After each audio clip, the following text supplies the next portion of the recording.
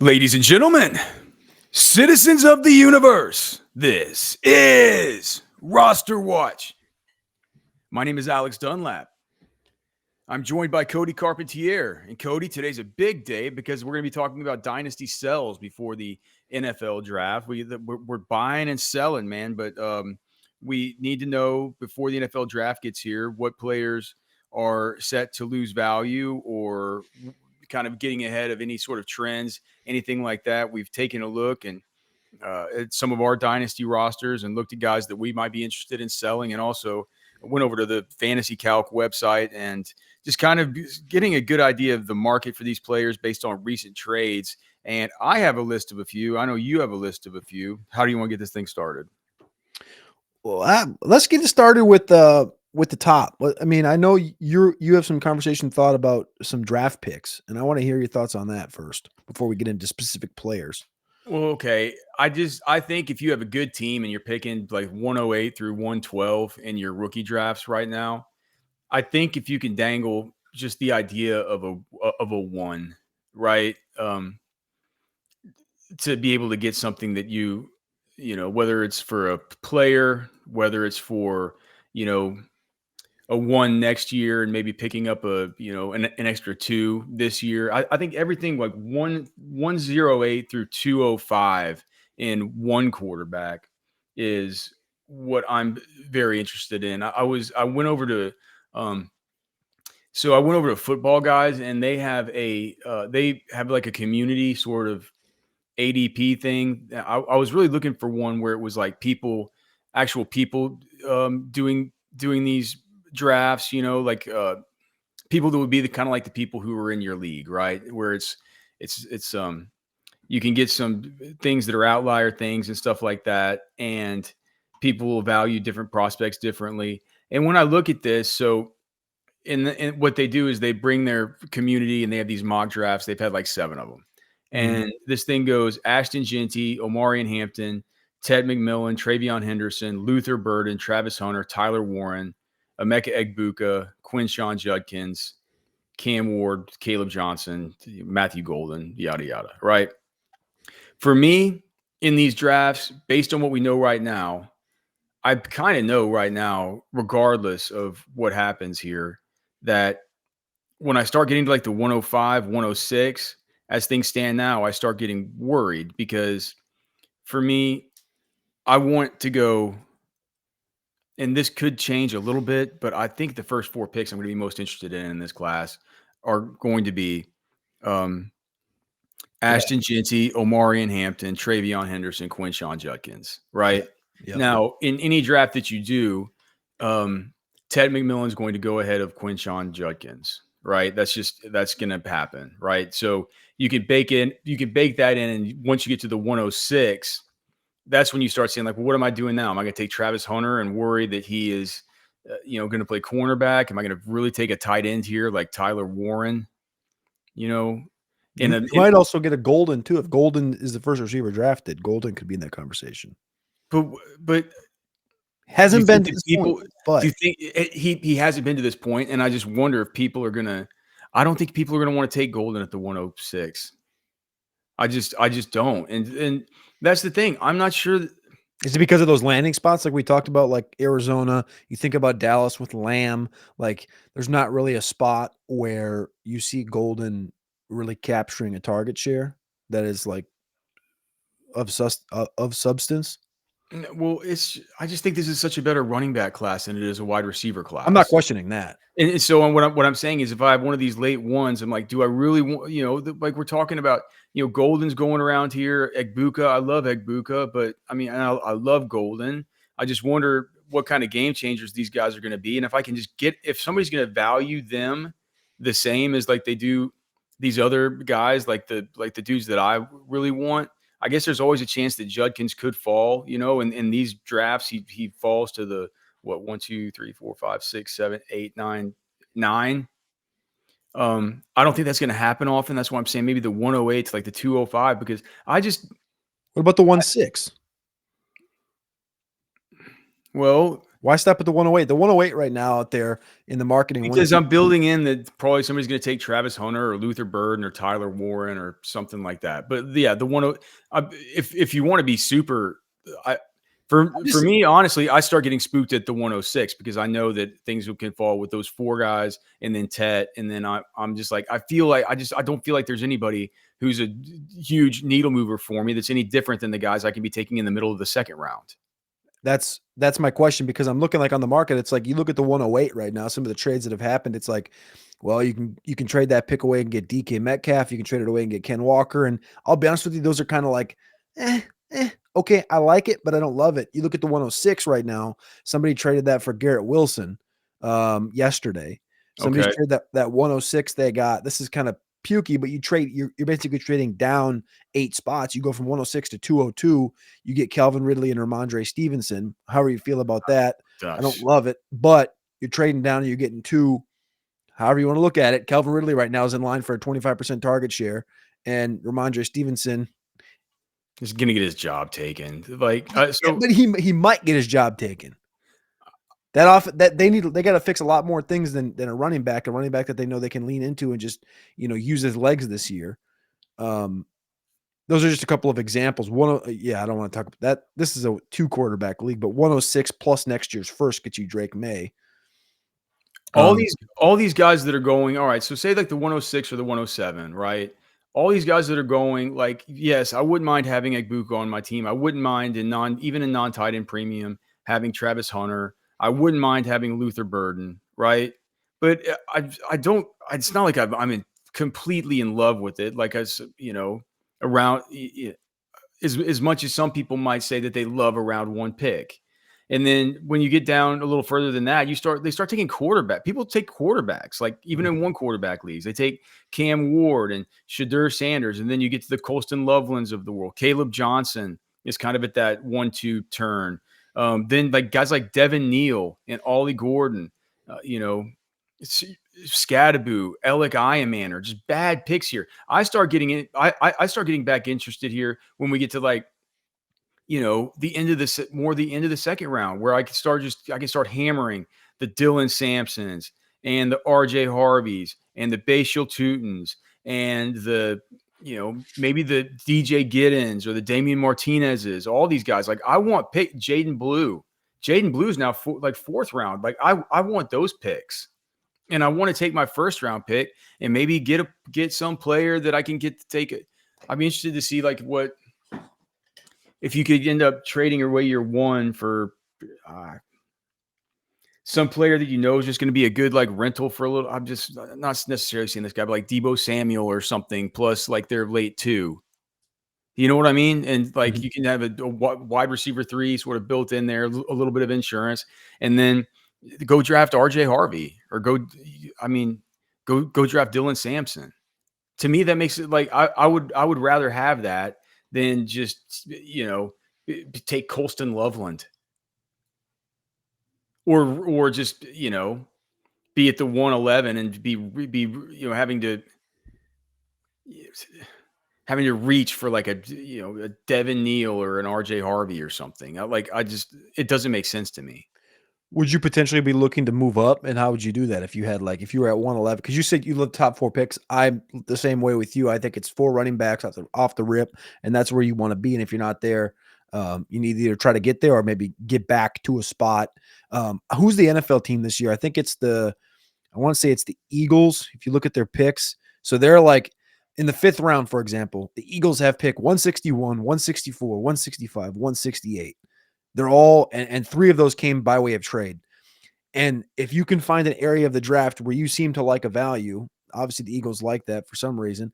If you find a spot in this draft where back into the 3rd, because there's going to be a run on running backs and there's particularly, a couple of receivers and a tight end you want. I'm not saying that's the right strategy. Personally, strategy for me is I'm going to take running backs 3rd, 4th, 5th round, but if you can get back, move out, and accrue a couple of picks to establish your rebuild and help with your rebuild, I think that warrants. But if you want to go from 111 to 103, 104, I don't even know what that would take to do that right now in a player. Yeah. I mean, I think that that would be something that I want to wait to do on the clock, because I wouldn't want to build into the price of that Yeah, I'm not saying doing it right now. I'm just saying, like, yeah, eventually. somebody's association with the fact that somebody's association with their personal value of Ted McMillan that I might not share. So somebody did do it 2 days ago. They went Debo, like you said, in 110. They got up to 1.4. Okay, I think that's I mean, that's fine. That's fine. Yeah, I'm sure the Debo was probably expendable on that guy's roster. 110 and 202 for 103. That's pretty good value. It's yeah. I think that's fine. I think that's fine, because I do value those top 4 picks, really truly the top 5 picks, because Ted's going to go in those top 5. So I'm going to get one of those. I'm going to get one of those 4 running backs with the top 5 picks, Mm-hmm. and then I'd value that more than I do the 110 or whatever and the 202. Whereas I said, I'm like, to get the guys that I don't want to be taking, Trey Harris there. I'm not interested in taking a quarterback. I think I would be fine with Caleb Johnson. I tend to think he doesn't usually fall that far, but it's like that's the would be the one kind of, maybe the 110 where you could maybe get him. But then how many mocks have we done, Cody? I just find myself, I'm at the 202, and here I am, and I'm like, well, Let's reach on RJ Harvey because we love him. Might as well take RJ Harvey, Yep. Or might as well take, I know you don't like him, but might as well take Scatterboo when I know I can get, I know I can get him 7, 8 picks later. Yeah. So that's why I'd say, from the way, if you're talking about those things, like with the Eagles, Howie Roseman, there's some sneaky thing he likes around 161. Well, there's sneaky things that I like around the first 5 picks, again, with the assumption that, and honestly, maybe even the first 6, because I would assume that in a lot of these, Travis Hunter will go, but Ted McMillan's going to go. So 4 running backs, Ted McMillan. Pick 5, I'm fine. Anything pick 5 and up. You want to be a little bit risky, anything pick 6 and up. Okay. But then where I start to like it again, is it like the 208 through the 304. And then where I like it again is like the 308 through the 404.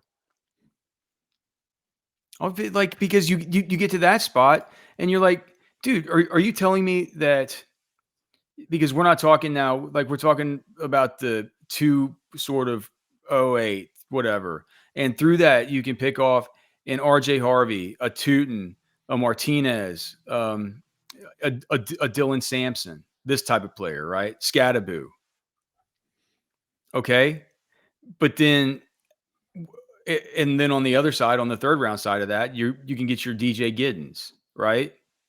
And then you get to the 4th round stuff, the 3rd, 4th, and that's where you can get the Jaden Blue, the Brashard Smith, the Taj Brooks, these types of players, right? I find that to be immensely appealing to me. Trevor Etienne, I find that to be immensely appealing. So I would like more picks in those rounds.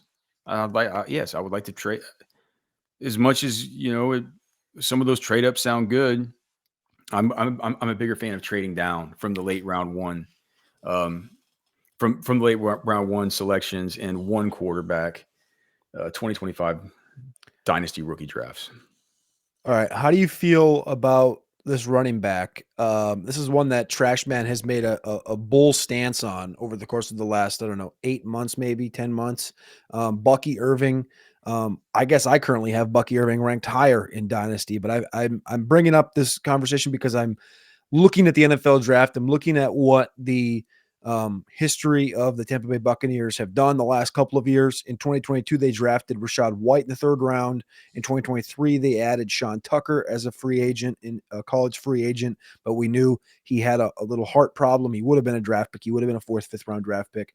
They got him for free. They took Bucky Irving last year in the 4th round. Bucky, of course, smashes. That's the guy we're talking about here. Rashaad's in a contract year, and you're on you have a team here in the Buccaneers that has shown you that they're willing to spend a mid-round pick on a back that has abilities and upside, because we've seen them hit on each of those three guys. The Bucs only have 6 picks this year, 1, 2, 3, 4, 5, and 7. And where Bucky's going off right now in Dynasty is around running back number 6. So on Keep Trade Cut, he's running back number 6, which is Gibbs, Robinson, Genty, Barkley, Achane, Irving. And then you have Omari and Hampton, the rookie, Brees Hall, Jonathan Taylor, Kyron Williams. Just to give you an idea where exactly Bucky is in the hierarchy of the Dynasty community landscape, whatever. Some of the drafts that are currently some of the trades that are currently happening right now with Bucky Irving included. You can trade away Bucky Irving. You can get the 112, which we just talked about, and DeAndre Swift. You can trade away Bucky and you can get a 2026 first and second, Bucky Irving, and the 104 to get Gibbs. Bucky Irving and a third to get Devon Achane. Depends how you feel with those assets. They're kind of side by side. Which do you like better, Bucky Irving in the 104 or Gibbs? I think that's a great trade. I think it's I thought about it and I'm like, oh gosh, I was like, but then I'm like, I think I take the Bucky side, to be honest with you. Yeah. I think I like the Bucky side, even that's a good trade. It would depend on where I would be at, though. It would depend clearly, yeah. Because I feel like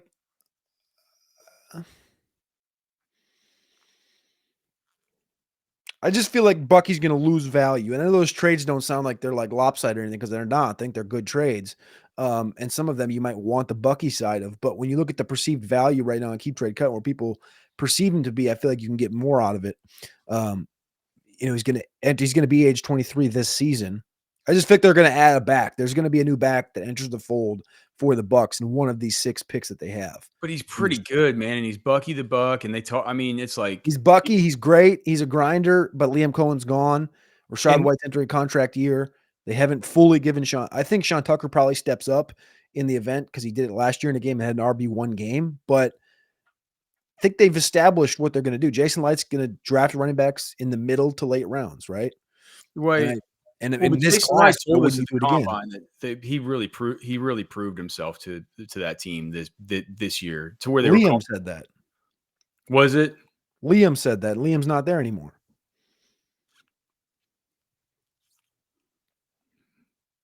Who was it at the combine talking about him, though? Liam. I asked Liam. I said, what made Bucky Irving different? He said, Bucky, he's like cliche, but he showed up every single morning at 5 o'clock. He was the first one in. He was watching tape. He's grinding, and he really wanted it, and he was just a difference maker.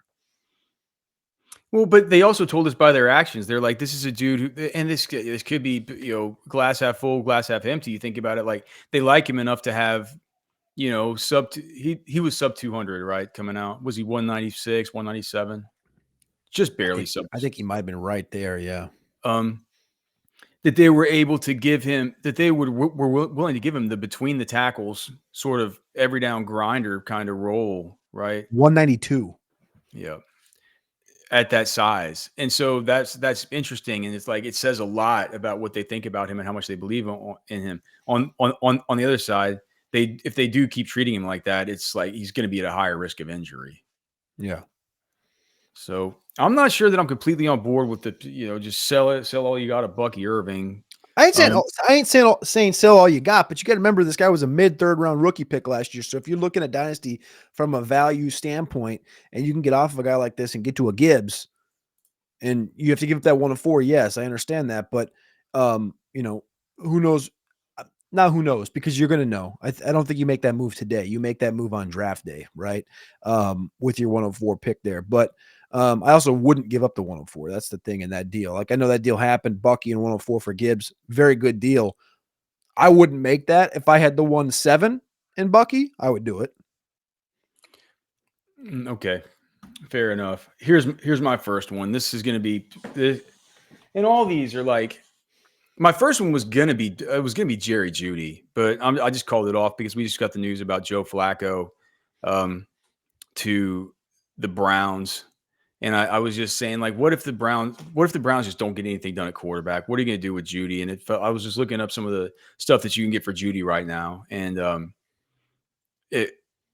that was very, very appealing to me. It feels like he's, his price was a little bit high for just, it wasn't factoring in the fact that what if nothing happens at quarterback?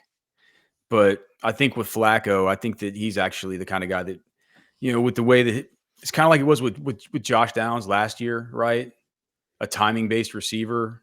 Flacco is the kind of guy that can really, really help that player and really elevate him. So I took Jeudy off the list.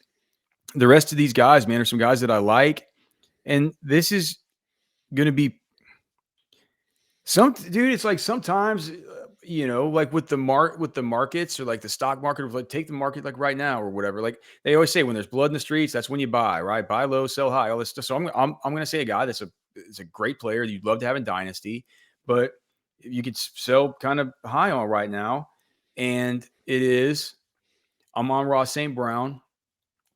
And the main reason is just how valuable he is, what you can get for him. I was looking at this site from earlier, and I was just like, well, here he just went for a 2020, just today he went for a 2025 201, 2025 109, 2026 round 3, 2026 round 3, 2026 round 4. He went just today for Rashee Rice, the 103 this year, and a round 2 next year. This is immense. He went for the 106 and the 108 just yesterday. The 106 and the 108, and it's not like Amon-Ra St. Brown has. Wait. 106 and 108? Yeah. Look on the thing. It's like, and it's not that Amon-Ra St. Brown isn't great, right? But let me just make sure of this. He came into the league in 2021, correct? Amon-Ra St. Brown. Okay. That was the year that Ben Johnson came on as passing game coordinator. He was not yet offensive coordinator at that time, but let me just make sure I didn't get my time frames here. So I believe Ben Johnson was in 2021. He moved from being tight ends coach to being passing game coordinator. 2022 to 2024, offensive coordinator. And we've heard from him in his availabilities and his various, like stuff with the media that he's talked about. They've asked him about, what that role is on your offense, right? What is that, how important is that kind of player? Like that guy that can play in the slot, you can move him around, all this stuff. And he's like, well, that's like one of the key pieces. Like, it's like, we can do this, you can do this. And there's all this talk around, Bears fans. Like, well, who's going to play that role for the Bears? It seems like things are shaking out, like they're planning on it being DJ Moore. But makes sense. I think I would lean towards a Dunze, but and so you just think about it, and like I hate the coach centric, narratives and stuff like that. But is it being baked in right now that like Ben Johnson was actually really good, very creative, and that offense could take a step back? Is like I don't worry about it with the running game, because I know that Dan Campbell is going to say, look, man, we got our Sonic and Knuckles. The foundation of what we're going to be doing here is through the run game. Like I'm not worried about that. That's like in the DNA of the team, right? That's almost in the culture, that run game, that thing. Brad Holmes would go down to the sideline and murder the new offensive coordinator if he was doing something where he was like taking those guys out of the game plan. Like I don't think that would work. But I could see a situation where it's like Amon-Ra St. Brown is still really good, but he, loses 5-7% target share. And next thing you know, you're just like, you're dealing with a guy that, some weeks he could get you a scoreless, 5 catches for, 62 yards. And like that's stuff that he can do, that he's been able to do before. But it's, I could just see he's just been such a high floor guy with his receptions in PPR. And whenever I look at the new offensive coordinator, John Morton, the first thing I noticed was, dang, man, he sure has been a coach for a long time. like he's 55 years old, and this is his first time being an offensive coordinator in the NFL, right? He came over from being the Broncos passing game coordinator for the last 2 years, and he was, to their credit, he was a senior offensive assistant in 2022 there with Detroit before getting hired away from with Denver. But before that, just like all these coaches, he's been like everywhere, right? I mean, Mhm. he's been at a million different places. What what what if he's not Ben Johnson? What if he doesn't use Amon-Ra Well, St. Brown the same way? What if they're more dependent on the run game? What if they go defense and the defense gets better this year and there's not so many back and forth game scripts? I just think that there's a little bit of uncertainty with the whole Lions offense in general. I don't want to get rid of any of the running back pieces. I'm kind of interested in getting rid of Jameson Williams, but you really can't get much for him right now. I was seeing trades for him for like the 208, 209, but like with Amon-Ra, like multiple firsts. I don't know, man. I hate to get rid of the guy. He's probably your best wide receiver that you have on your roster. But if you're one of these people that finds yourself with and just an abundance of talent, and you want to continue proliferating that, it's a good year to do it. And Amon-Ra St. Brown is a guy who's just incredibly, you know, his perceived value among your league mates is incredibly high, and it should be incredibly high to you. I just don't think that their assessment of his value bakes in the possible risk that we could see something weird happen with this offense. I think I agree with you. Other than some of the stuff I've read about Morton and what Campbell thinks of him, Campbell thinks he's a superstar. And when he was there the 1 year in Detroit, they were fourth in total offense and fifth in scoring. And you go back to the year that he was with Dan Campbell in New Orleans when Campbell was a tight end coach. Morton was the receivers coach in New Orleans in 2016. They were number one in total offense. Yes, that was with Drew Brees. They were number two in total points per game. And that receiving core that he coached was Michael Thomas, Brandon Cooks, Willie Snead. They each had over 100 targets. Thomas 121, Cooks 117, Snead 104, so pretty diverse.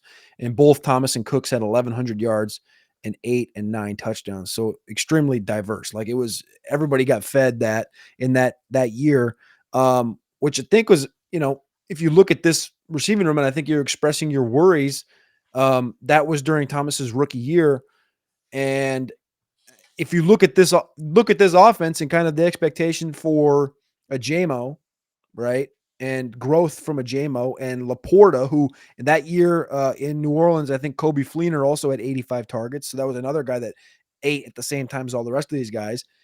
And I didn't just mock Tedero McMillan to the Lions because it was, fun to make Tedero McMillan fall at 28. It's because what have the Lions been trying to do on that outside position for the last couple of years, right? They've been adding Josh Reynolds. They've been adding who was the one? Tim Patrick last year, right? They've been trying to add a bigger outside receiver the last couple of years. And I just wonder if potentially they, Tim Patrick's getting the second shot at it this year, but they've been trying to find somebody else to come out there and play. So what does that mean for targets?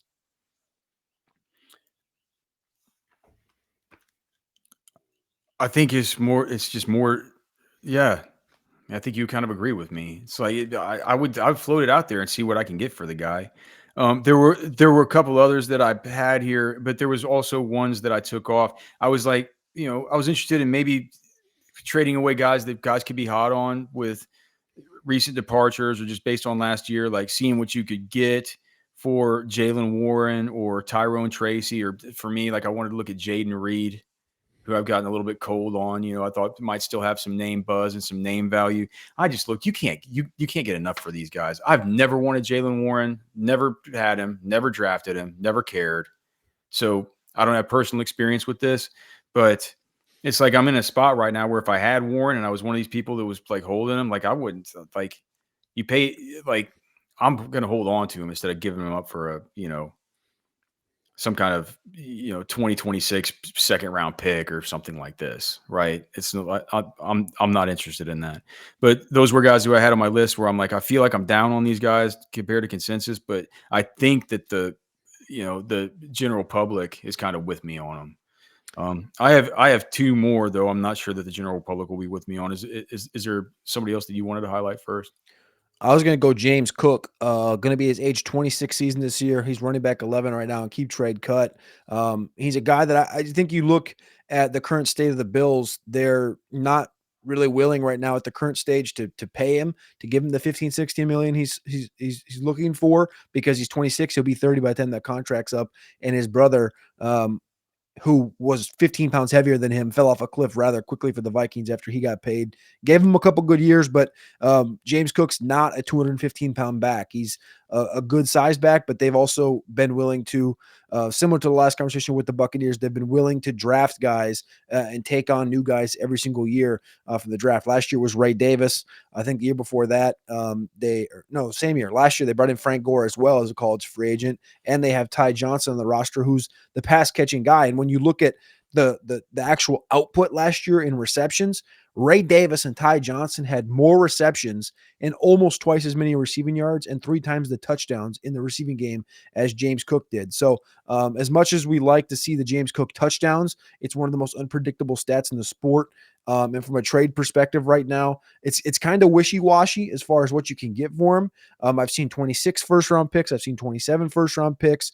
The one that I saw, I just went off of the screen and came back. It was James Cook and Darnell Mooney, who's basically a throw-in at this point, for the 105 and the 505. So if you count Mooney and the 505 as throw-ins, you're sort of this guy yesterday in a 12-team, 1 point per reception, 2 QB league, got the 105 for James Cook, essentially. Well, gosh, I would do that in a heartbeat. I'm all about selling James Cook. I'm 100% fine with it. One guy I wanted to talk about here was Jalen McMillan. Did people not realize that You selling McMillan? Yes. For what? Let's just say a 2025 203 and a 2026 2. Oh, I didn't know you could get that for him. Yeah, you can get it for him. You can get Jalen McMillan. This isn't quite as high, but 2025 a 2025 3 and a 2025 4. Jalen McMillan here for Jalen McMillan and Ken Walker for George Pickens in the 204. I think with that one, I kind of like having the Walker side of that one, but it isn't because of McMillan. You can get those 2s for him. I think that's fair. I'd take a couple 2s. I'm trying to. There aren't many, Cody, as you would expect. There aren't many where you can get just him by himself, if that makes sense. I'm trying to. Not many picks involve just Jalen McMillan on one. So I'm trying to. Jalen McMillan in a 2026 round 3. How about this one? Both your pretend. I mean, you got Jeudy off your list a minute ago, but Jalen McMillan and Jerry Jeudy, and you get Nico. Oh. How can that happen, man? Why does that not happen in my leagues? Gosh, that would be the best one. I don't think people are still baking in the fact that somehow Chris Godwin is going to fall off a cliff and he's going to be the wide receiver 2 for those guys. And I love Jalen McMillan coming out, dude. We said he's got a lot of Keenan Allen to his game and stuff, but he is he's a wide receiver 3. And whether you like to believe it or not, they did lose their offensive coordinator. There is going to be some uncertainty on that offense. There just is. So I kind of feel better about it because it is an extension. It's like the passing game coordinator, right? So it's like it isn't like, the offensive coordinator takes his whole staff with him to the new place, right? It's like that guy stays and moves up into the role. Baker loves him. They have the continuity there, right? So I'm not as worried about that as a ultimate systemic risk as I am with the Lions, even though I'm not that worried about the Lions. I just think that I think there is risk that's not being accounted for. There's still a small degree of risk here with the Bucs as well, that the offense could take a step back without Liam Cohen. But then again, there was a same worry coming into last year about going from Dave Canales to Liam Cohen. So, so that's where I am on Jalen McMillan. I just have one more after that. If there's anybody that you have left, I have Joseph Mixon, who is entering his age 29 season this year. I will self-admit that I was in the selling campaign for him last year. He ended up having a good year that first year in Houston. Remember the trade happened about a year ago. He's a guy that's been pretty consistently hurt every single year except for 2023 and 2019. Something is always up. Something's always bugging him. But he showed that he had something left in the tank last year. When you watch the games and not just, score sheet watch, Mixon looked good. But I think when you look in this backfield, and I'm looking at this NFL draft, and as you can tell through a lot of my takes here, from James Cook to Bucky to now to Mixon, it's about this draft. And it's about the strength of this draft. It's got reshaping of this draft and reshaping of the league at the running back position. Houston has 7 selections in this year's draft, 2 third-round picks, a 5th, and 2 7ths. I'm looking at those 2 thirds and I'm looking at that 5th. Will they use it on a running back that can come in here and actually play with Joe Mixon this year and potentially take over? And I think about that Bucky and that Rachaad White situation last year, where you look at the backfield right now in Houston, they got Ogunbowale coming back. Dameon Pierce is still there for whatever reason. They haven't traded him somewhere else. They kind of probably lost that window now. J.J. Taylor and Jawar Jordan, they've been willing to try guys out every single year to come into this backfield.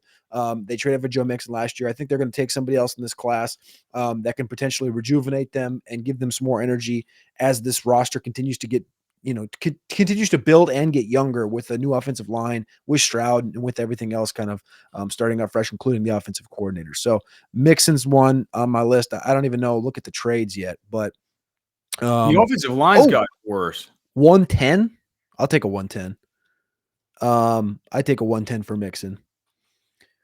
Yeah, take the Diggs and a 26 first. I think it's fine. 111 and a 27 first. Oh gosh! You know what I do then? I take that 111, I turn it in to 208 plus 306, and then I end up getting my 27 first, and I end up getting RJ Harvey, and I end up getting Dylan Sampson, all for Joe Mixon. Are you kidding? That's how you Dynasty right there. All right, one more for me, and this is another one I hate to do it. But he's 30 years old. He had the worst competition for targets last year in all of football, with guys competing with him like Olamide Zaccheaus, Noah Brown, Diami Brown, Luke McCaffrey. I know he's connected to Jaden Daniels, who's one of the best young quarterbacks and one of the best connections that you could ever imagine, right? You want to have this, you want to have that kind of connection. You want a stud young quarterback with your dynasty wide receivers. But if I tell you that this guy's 30 years old, we know at least Deebo Samuel's coming in. We think that they're going to draft another wide receiver of consequence at some point in this thing. And you're telling me that for this player who again, 30 years old, and last year had a great resurgent season, great young quarterback. Things look good moving forward. I totally get it. We finally got the real breakout. Deebo Samuel is there, though, and we are possibly going to be getting another high-ish end wide receiver there to water down the targets. This is a player that you can get, a round 1 this year plus future round 2s and 3s just on his name alone, just him by himself. I see a 2025 1, a 2026 3, but standing on his own, you can get a 1+ for him. I hate to say it because I love him, but it's time to start just thinking about and getting price checks on Terry McLaurin.